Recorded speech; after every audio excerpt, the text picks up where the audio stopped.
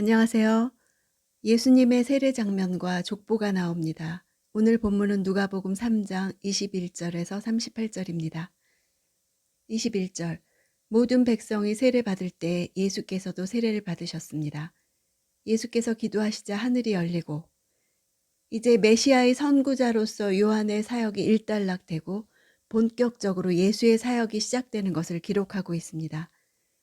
모든 백성이 세례 받을 때라고 장면을 소개한 것은 보통 화가들의 그림은 예수님 홀로 세례 요한과 요단강에서 세례 받으시는 모습을 그리지요. 누가의 서술을 보면 예수님은 기나긴 사람들의 행렬 속에 계셨던 것으로 보입니다.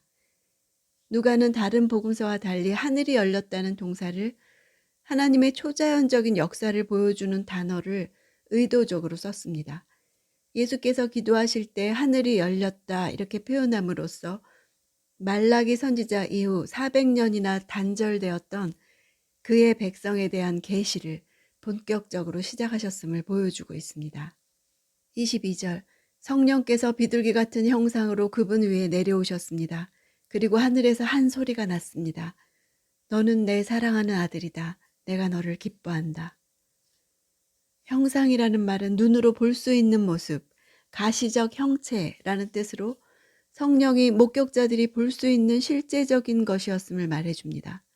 또한 성령을 주어로 성령이 내려오시는 것을 목격한 목격자의 입장에서 쓰고 있는 것은 객관적 진리를 중심으로 기록하는 누가의 역사가로서의 면모를 잘 보여줍니다. 성령이 내려오심으로 예수님은 성령 세례, 즉 메시아적 기름 부음을 받으신 것입니다.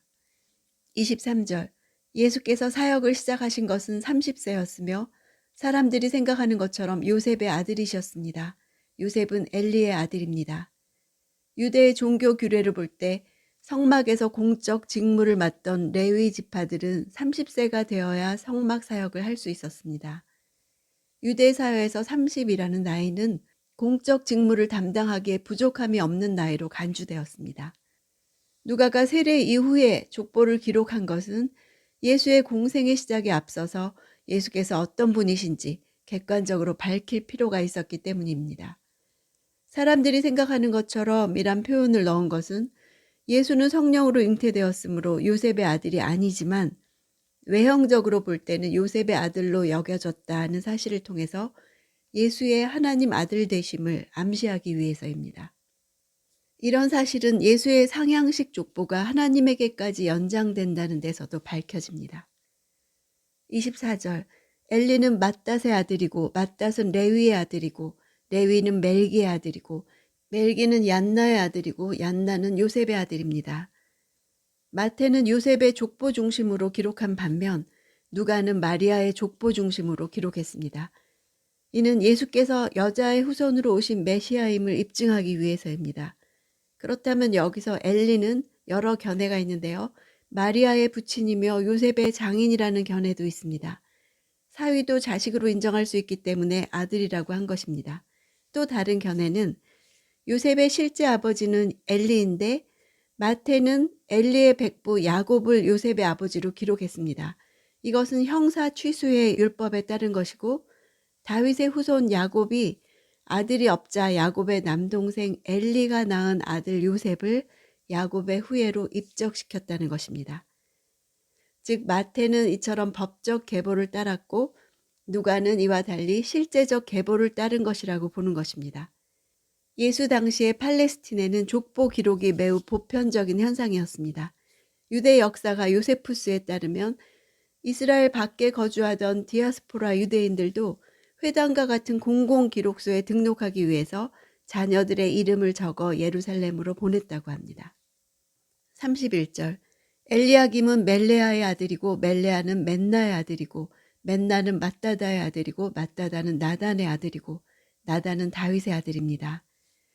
나단은 다윗이 예루살렘에서 밧세바에게서 난 아들들 중 한 명이며 솔로몬의 형으로 추정됩니다. 마태는 다윗의 왕통을 계승한 솔로몬을 예수 그리스도의 족보에 기록했는데 누가는 마리아가 그의 형제인 나단의 혈통이었음을 밝힙니다. 마태복음의 족보는 다윗 왕가의 법통을 이어받은 후손으로서 예수를 그리려는 신학적인 의도를 반영한 것이고 누가복음의 족보는 혈연적 계보를 추적하려는 역사적 의도를 반영했다고 볼 수 있습니다. 32절 다윗은 이새의 아들이고 이새는 오벳의 아들이고 오벳은 보아스의 아들이고 보아스는 살라의 아들이고 살라는 나손의 아들입니다. 살몬에 해당하는 단어는 살라입니다. 오벳은 보아스와 모압 여인 룻 사이에서 태어난 자로서 다윗의 조부입니다. 보아스는 계대 결혼의 관습에 따라 대가 끊긴 엘리멜렉 가문의 며느리 룻을 취해서 오벳을 낳았습니다. 그는 여리고 성에 거주하던 라합과 유다 지파의 족장 살몬 사이에서 태어난 이방인의 피가 섞인 인물이었습니다. 33절 나손은 아미나답의 아들이고 아미나답은 아니의 아들이고 아니는 헤스론의 아들이고 헤스론은 베레스의 아들이고 베레스는 유다의 아들입니다. 다윗부터 아브라함까지에 이르는 족보는 람과 아니만 다를 뿐 마태복음의 족보와 완전히 동일합니다.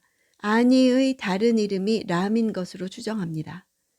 35절 나홀은 수룩의 아들이고 수룩은 루우의 아들이고 루우는 벨렉의 아들이고 벨렉은 에벨의 아들이고 에벨은 살라의 아들입니다.